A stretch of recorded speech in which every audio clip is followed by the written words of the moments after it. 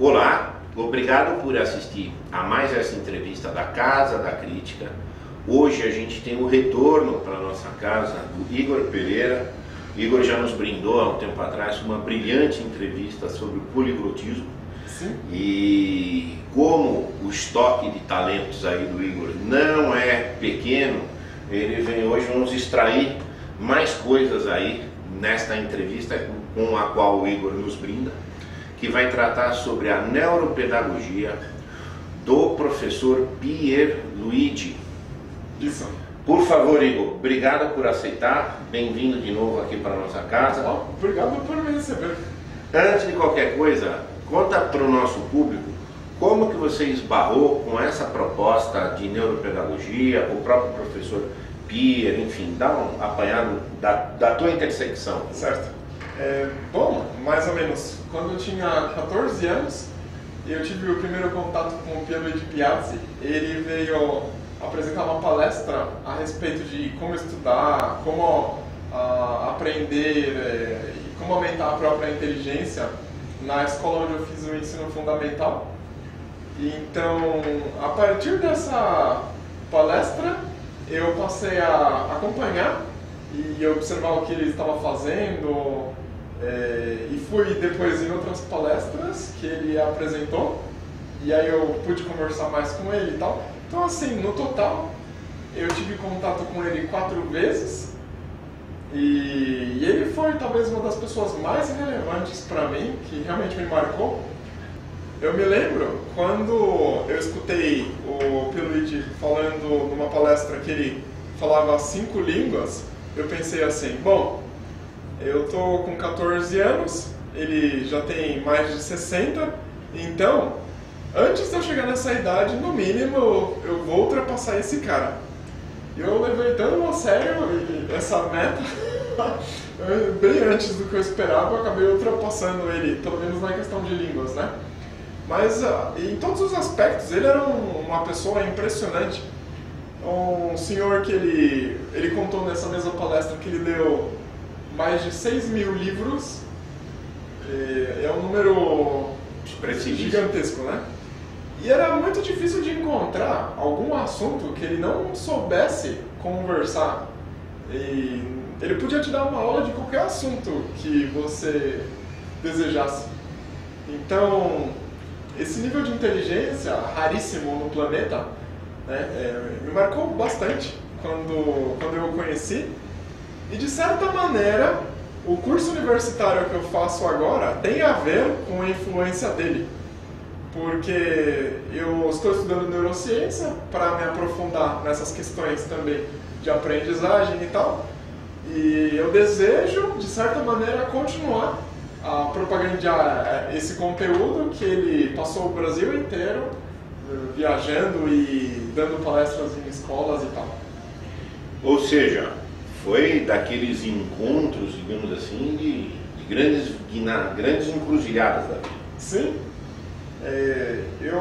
Que proveito, que proveito. Eu acho, pelo menos, uma das pessoas mais impactantes na minha vida. Com toda certeza. E você debruçou na obra escrita dele também, além de acompanhar o trabalho dele, aí você debruçou na obra dele para este viés do aprender? Sim, então, a respeito do aprendizado, o Pierluigi Piazzi ele publicou 4 livros. O primeiro chama Aprendendo Inteligência, que foi escrito para alunos. Depois, o Estimulando Inteligência, que é para os pais. Depois, o Ensinando Inteligência, que é para professores.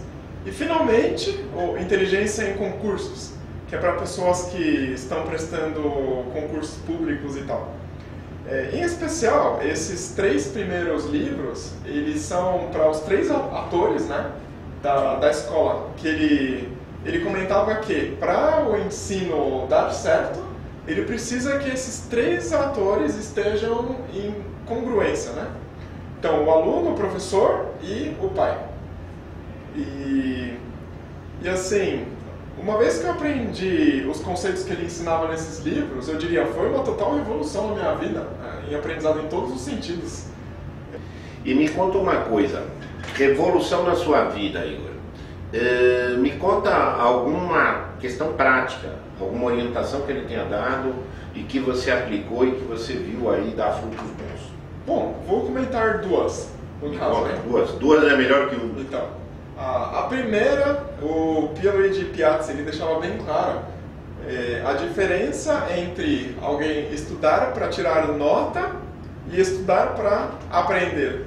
Né? Que a pessoa que estuda para tirar nota, ela consegue passar de ano, consegue um certificado e tal, mas ela não necessariamente detém aquele conhecimento que, teoricamente, aquele certificado outorgaria, né? Então, essa primeira distinção, eu passei a minha vida escolar, a maior parte, pelo menos, não me importando tanto com as notas, mas sempre me importando mais com o aprendizado. Isso, acho que foi a primeira revolução. E a segunda é a respeito da leitura. Porque, assim, segundo o Pierluigi, ele criticava bastante esses livros que são obrigatórios no ensino, né? Então, Iracema, Dom Casmurro, O Triste Fim de Policarpo Quaresma. Essas histórias, que às vezes estão tão distantes já do jovem dessa época, que é simplesmente impossível aprender o interesse de um jovem com esses livros, enquanto fora da escola eles estão distraídos com redes sociais, com o mundo no geral, né? Então, ele falava a maior função do professor de português, de línguas no geral, tinha que ser de incentivar a leitura, num primeiro momento, de algo que interesse o aluno, né? E aí, pouco a pouco, ele aumenta o vocabulário, ele vai depois indo para outros assuntos, mas ele não pode começar já direto nesses autores que são mais difíceis para esse público, né? Menos atrativos, talvez, não sei. Então. E aí você reformulou o que você lia, você mudou a tua abordagem, o que isso impactou diretamente? Esse aconselhamento aí, bastante vivaz aí, te impulsionou a que mudança? Na época do meu ensino médio, por exemplo, quando é a fase que o professor de literatura normalmente começa a forçar assim, leitura de livros para você ter que fazer trabalhos e tal, eu procurava sempre ler livros que eu estava interessado no lugar de livros que ele queria me obrigar a ler, né?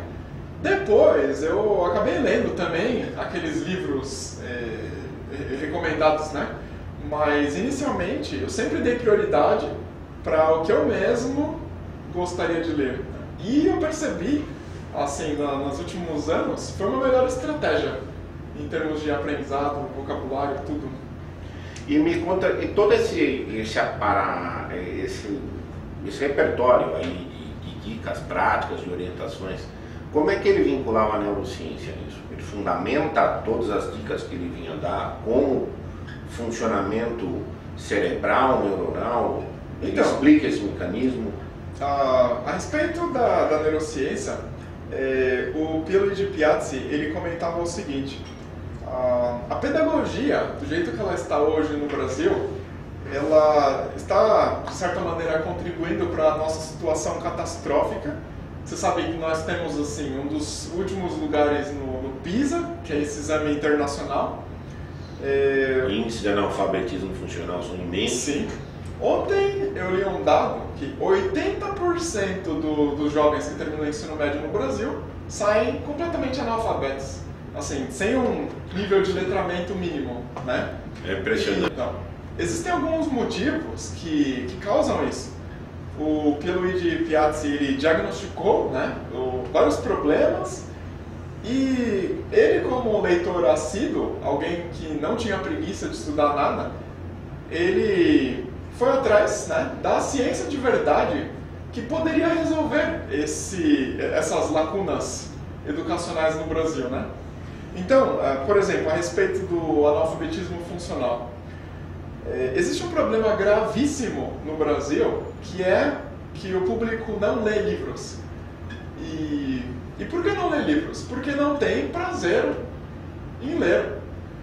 E por que esse público não tem prazer em ler? Porque, no primeiro lugar, já foi traumatizado. Quando você imagina uma criança na escola, ela nunca teve contato com livro, em muitos casos, né? E aí o primeiro livro que ela é recomendada a ler pela escola, Iracema. Depois que ela tem contato com essa história, ela traumatiza, ela vai achar que toda a história é chata ou qualquer coisa assim. Então, ele sugeria, né, começar com alguma outra coisa que talvez prendesse melhor a atenção, né, dos jovens, e pouco a pouco eles podem evoluir para outros assuntos e assim vai. E sobre a parte da neurociência, ele criticava o seguinte: as pessoas no Brasil às vezes confundem aprender com ter aula. Sim. Ou então ler com estudar. Ou então ser aluno com ser estudante. E são coisas completamente diferentes.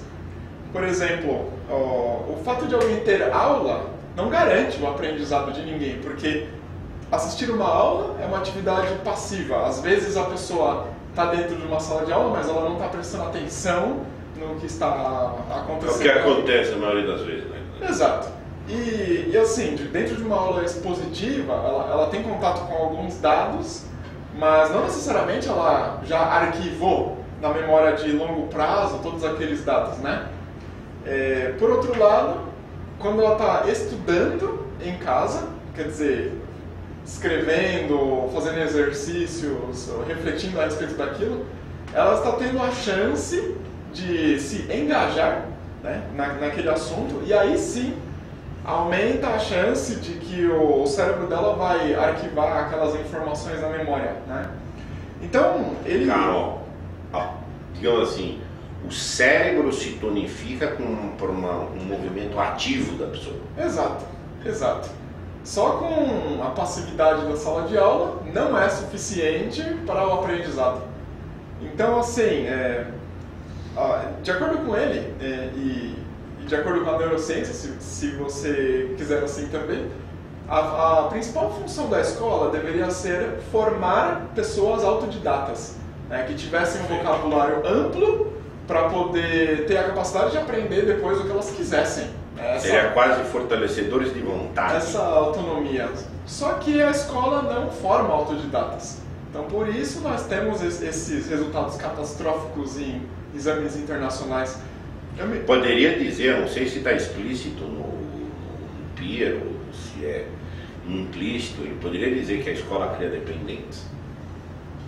De certa maneira, porque a escola, ela, acho que pelo menos no Brasil, dá a entender para o aluno que ele não tem tanta responsabilidade sobre o próprio aprendizado, né? Que se o professor, no caso, for ruim e não der uma lição de casa para ele, que ele também não precisa fazer mais nada. E eu acho, às vezes parece um conceito abstrato. O aluno no Brasil, ele não consegue ver a consequência no longo prazo da vida dele em não saber ler, em não saber matemática. Eu tenho contato com algumas professoras e professores que às vezes comentam comigo coisas que eles escutam dos alunos e tal. E de fato, existem erros gravíssimos acontecendo ainda, que uma vez que a neurociência fosse aplicada nesses erros, né, eles no mínimo se tornariam paulatinamente menores, até talvez em uma geração serem resolvidos, sabe? E dá um exemplo disso daí, um erro que seria mitigado por uma abordagem da neurociência. Um exemplo, a pessoa confundir ler com estudar, né? É comprovado que quando alguém escreve, ela aumenta a probabilidade que o cérebro vai memorizar aquilo, né? Outro exemplo, vários governos de vários países diferentes agora estão fazendo uma propaganda gigantesca em torno de tablets e laptops, distribuindo para escolas, né? E algumas cidades dos Estados Unidos já até proibiram o ensino da escrita, porque segundo eles ela é completamente desnecessária. Para que alguém vai aprender a escrever se ela pode digitar num tablet? Né? Então, aquela fineza, aquele movimento, pouco a pouco a pessoa vai perdendo. Né? E de certa maneira, você cancelar a habilidade da escrita do indivíduo, você está matando a probabilidade dele aprender alguma coisa no futuro também, né? Porque apenas digitar, o estímulo neurológico para o aprendizado ele não é suficiente. Quando alguém digita, sei lá, letra J num tablet e digita a letra V, o estímulo não é muito diferente. O cérebro ele não interpreta isso daqui como sendo dois sinais diferentes, né? Agora, se alguém escreve J ou então faz um V, movimentação motora aí. Essa mera coordenação, né, já dá um sinal diferente para o cérebro e ele já vai saber, opa, isso aqui é isso, tá? Entendeu? Eu me lembro de um estudo falando que a leitura numa tela, quer seja no computador ou no tablet, não dá nem 30% de retenção do que a leitura no papel. Sabe? E os governos insistem em propagandear, né, o uso de tablets em sala de aula e tal, fora os problemas de déficit de atenção, né? Porque nos últimos anos aumentaram vertiginosamente a chamada attention span, né? Como eu diria isso? Déficit de atenção. O déficit de atenção ele está cada vez maior nos jovens, porque eles estão constantemente sendo distraídos. Então, uma vez que você remove toda essa parafernália tecnológica, né, e volta para esse método talvez antigo, mas eficaz de aprendizado, pelo menos um dos problemas já é resolvido. Né? E a neurociência ela explica perfeitamente. Quanto mais você engajar o seu sistema físico, então quanto mais sentidos você usar no aprendizado de uma coisa, então o tato, a visão, a audição, etc., maior a probabilidade de você aprender. Né? Mas não seria com o conhecimento, essa cognição, primeiro passou por uma expressão do corpo? Você quer dizer no geral? Se o meu corpo escreve, manuseia, sim. Tá? Necessariamente o processo cognitivo depende também desse movimento corporal. Sim, depende de fazer alguma coisa, né? Depende de fazer alguma coisa. A gente não aprende só de ouvir. Eu me lembro de um ditado um provérbio do Confúcio, que o Pierre, ele comentava, a gente chamava ele de Pierre, né? Se eu escuto, eu esqueço. Se eu vejo, eu entendo. Mas se eu faço, eu aprendo. Então, isso já foi dito pelo Confúcio, né? Muito tempo atrás. Então, a neurociência, na verdade, ela só veio trazer uma confirmação de uma coisa que vários filósofos já sabiam. Sim. Eu sei que o Aristóteles ele também tem uma frase assim: se você realmente quer saber se você entendeu uma coisa, você tem que ter a capacidade de ensinar essa coisa com facilidade. Né? E se você estiver num patamar ainda acima, você tem que saber como escolher a quem ensinar. Isso seria o patamar absolutamente do mais sábio. Tá? Mas deixa eu pegar, você está abordando isso, você sabe que toda a educação medieval, do Trivium, que eu dou aula, ela parte desse pressuposto. O aluno quer ou ele não quer. Se ele não quer, não me moleste. Mas eu vou ter dois momentos, ensinar quem quer aprender, e o que eu posso fazer, obviamente, é tentar estimular a vontade das pessoas, mas insistir na educação contra a vontade das pessoas. O jogo do me engano é que eu gosto, né? Que eu acho que é o que Pia está denunciando aí. Existe assim, o melhor momento para ensinar qualquer coisa para alguém é quando a pessoa está interessada, né? Porque esse estado de interesse, ele já facilita todo o resto. Agora, o que acontece no sistema educacional aqui no Brasil em todas as matérias, parece que elas estão programadas para fazerem a maior parte dos alunos perder o interesse, né? Então, quer seja na literatura, na matemática, na química, em todas as matérias, né? Essa parte do me engana que eu gosto, que você comentou, acontece também, assim, de certa maneira, uma indústria, né? As universidades particulares, as escolas de línguas, em tudo, onde o aprendizado em si, ele está sendo menos valorizado do que um certificado, às vezes. Eu fico bastante surpreso com algumas mensagens que eu recebo na minha fanpage, a Mundo Poliglota, que você sabe. Uma vez eu recebi uma mensagem de uma pedagoga com 2 pós-graduações e ela estava lotada de erros de português, sabe? E aí você para pra pensar, né? Uma pessoa que consegue se formar no Brasil e tem pós-graduação, mas que no fundo não tem nem o próprio domínio da própria língua, assim, o domínio básico.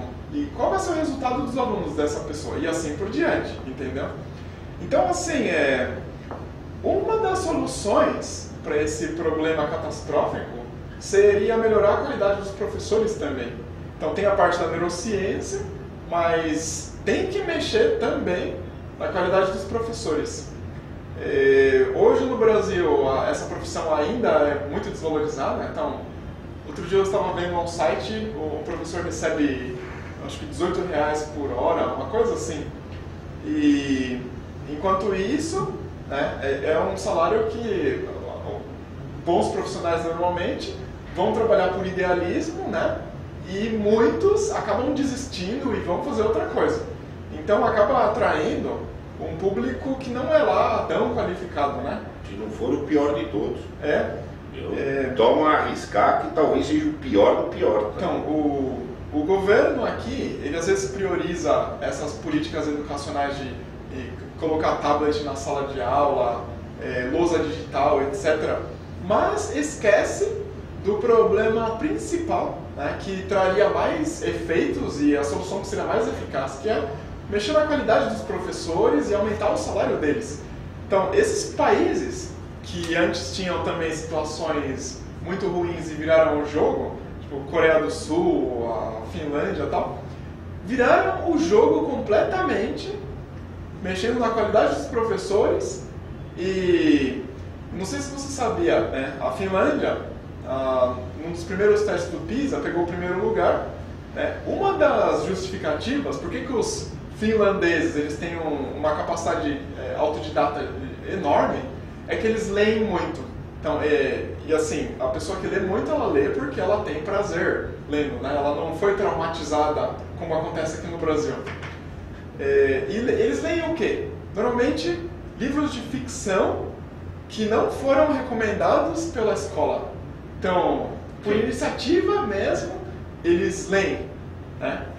Toda vez que eu tive contato com pessoas da Escandinávia, então Suécia, Dinamarca, etc., eles estão sempre com o livro na mão. Não interessa se estão viajando, se estão de férias. Enquanto que no Brasil é muito, muito raro ver esse hábito. Né? Eu quero registrar aqui, o pessoal sabe, eu tenho escritório de advocacia também. A maioria dos meus advogados nunca leu nada. Nada. Mas advogado que não sabe, com pós-graduação, tá? Que não sabe dividir um texto, um parágrafo, um ponto, não é mais que peixe no oceano. E aí quando os casos são muito extremos, você pergunta do educadamente o que você já leu. Ele não entende a pergunta. Ele não entende. Às vezes ele fala que leu um manual na faculdade obrigatório, mas nunca entrou numa livraria para comprar coisas.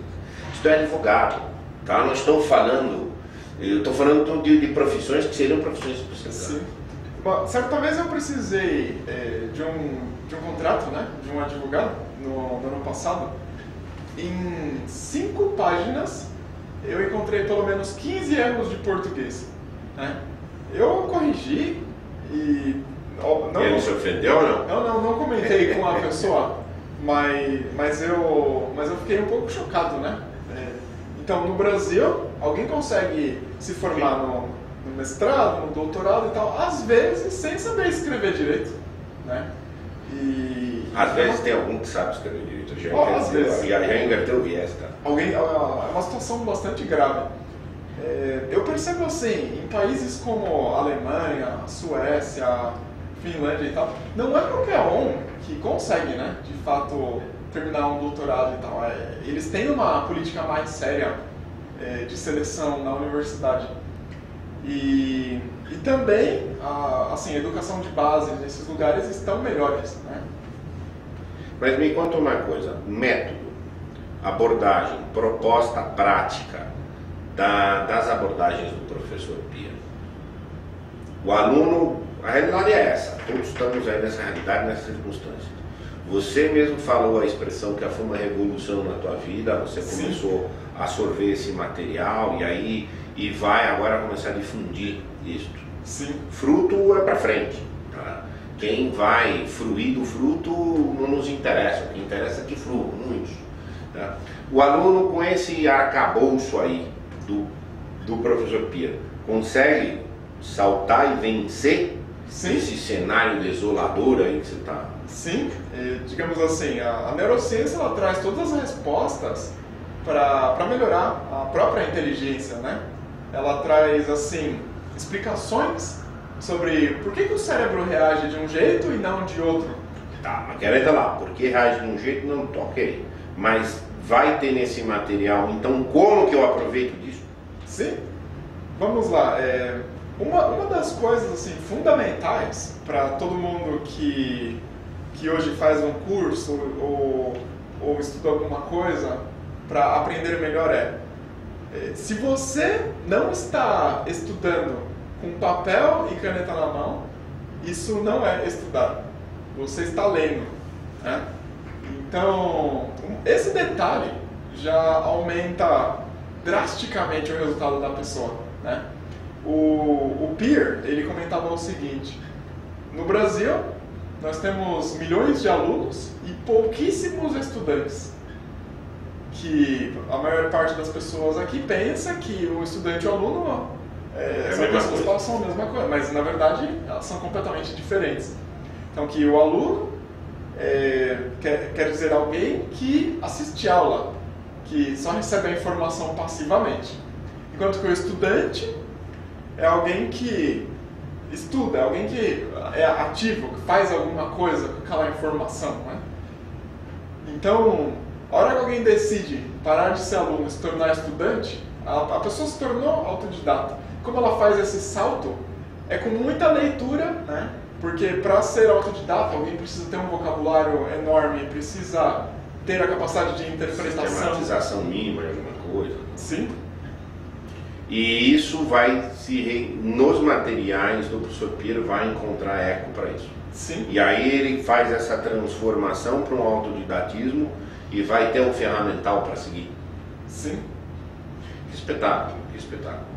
Ou seja, tem luz no fim do túnel a partir do indivíduo?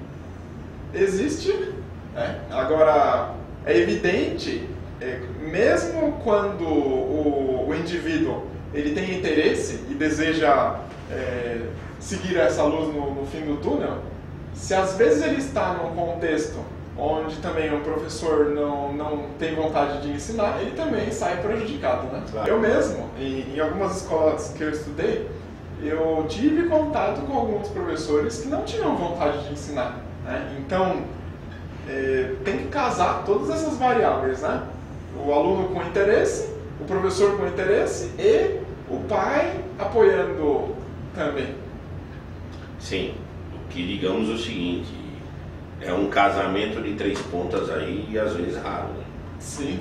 Agora, eu tenho vontade de ir, tenho vontade de acontecer, família apoia mais, apoia menos, o ambiente da escola, talvez o cara é até punido se ele quiser estudar.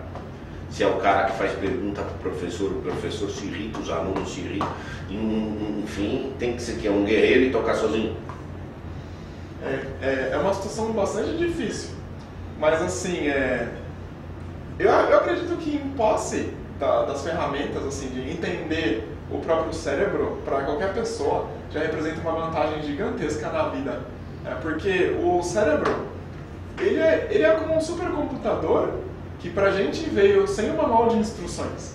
Então ele tem uma capacidade de aprendizagem gigantesca Mas a gente não aprende na escola como usar a ferramenta. Como usar essa ferramenta. Ele aprende a deixar ela até dormindo. Né? Da melhor forma possível. Põe no ponto morto ali, sei lá, usa a primeirinha e... Muitas pessoas subutilizam esse recurso fantástico. Né? O Igor vai prover aqui na Casa da Crítica um curso em que ele vai expor esses conceitos da neuropedagogia do professor Luigi. Tá? Se você quiser, Igor, dar um panorama, vamos ver essas três abordagens. O aluno, o pai e o professor. São essas obras que você mencionou do Peer. Então, eu me lembro que no primeiro livro ele foca bastante em recomendações para os alunos. Então, ler muito, coisas que o aluno tenha interesse, né? Mesmo que seja às vezes livros de fantasia, tipo Harry Potter, ou então Senhor dos Anéis e tal. O Peer recomendava bastante ficção científica, né? Como forma também de desenvolver a imaginação. Né? Não sei se você conhece o Isaac Asimov. Sim, de nome. Nunca li nada. Não leu nada. Mas é um autor extremamente inteligente, que assim, cobria diversos assuntos, né, nos livros dele. Enquanto você tem uma história, por exemplo, o Machado de Assis, que ele criava uma situação psicológica complexa e a partir daquilo traz algumas reflexões.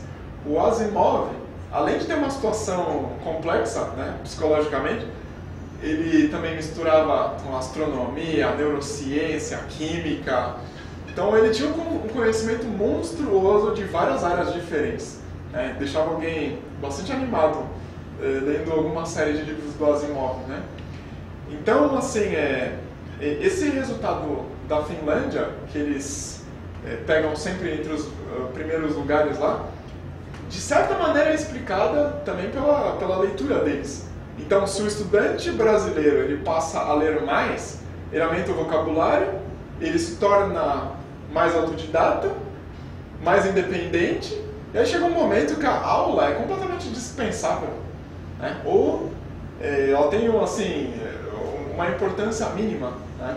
Sim, rigorosamente quase mínima. Segundo o Peer, a aula é a parte menos importante no aprendizado.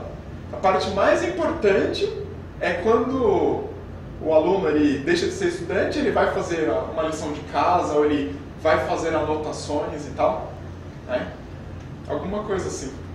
Então... E, enfim, isso nesse viés então do aluno, e que aí dentro da proposta do curso você vai discorrer detalhadamente aí. Sim.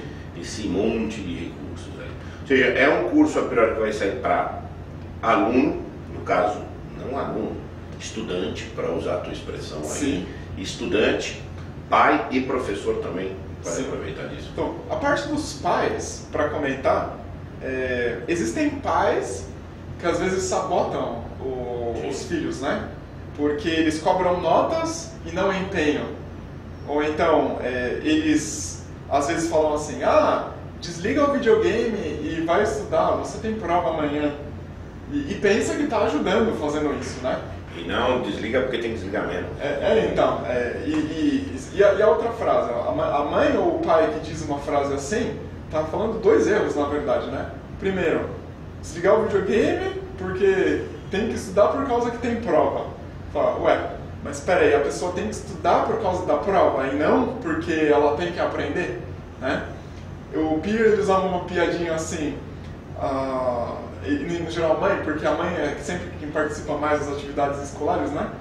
A mãe na escola é igual anão em campo de nudismo, coloca o nariz onde não deve. Onde não é devido. Né? Tem uma máxima dele também, que a mãe se educa quando anda de avião, não é isso? Que se o avião entra em turbulência, primeiro põe a máscara nela, depois põe a máscara na criança. Sim, porque não dá para salvar alguém enquanto você mesmo ainda não está salvo, né? Então, sim, isso.